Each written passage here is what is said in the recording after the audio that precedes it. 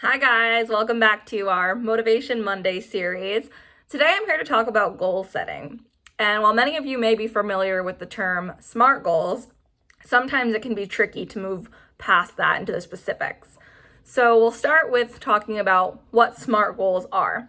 And we can use SMART goals whether we're looking to change a behavior, accomplish a fitness goal, or really apply it to anything in life. So the S in SMART goals stands for specific, and it's really important to focus on reframing and rewording our goals. So a common goal that I hear a lot from clients is that they're looking to lose weight or tone up. And while that is great, we can definitely get a little more specific. So what I like to move towards is hearing somebody say, I want to lose 20 pounds. That's a little more specific, but we can also do better.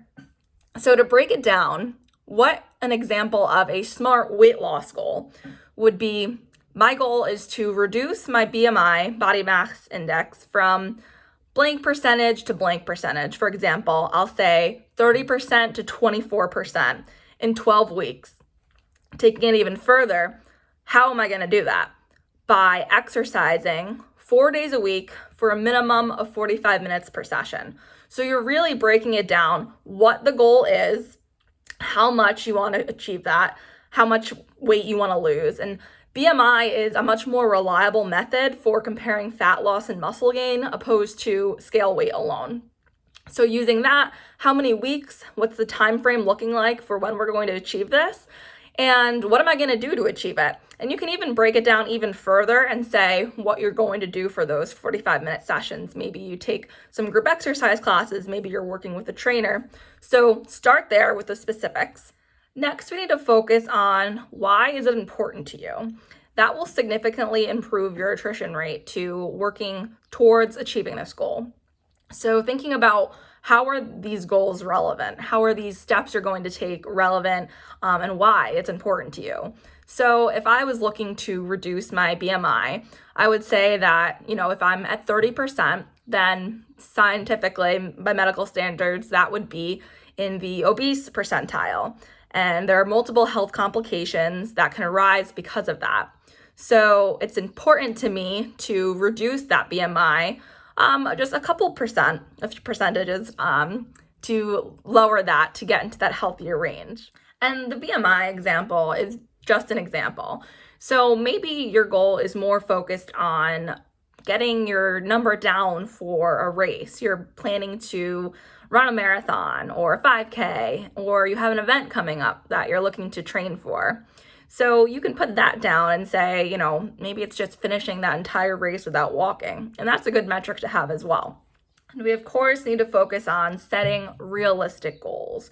So creating the goal of losing 5 pounds a week is not realistic. Healthy weight loss is about 1 to 2 pounds a week. And you can start by thinking about maybe creating a caloric deficit if you're really struggling with losing the weight due to what you're eating, but maybe, exercise is not a problem for you.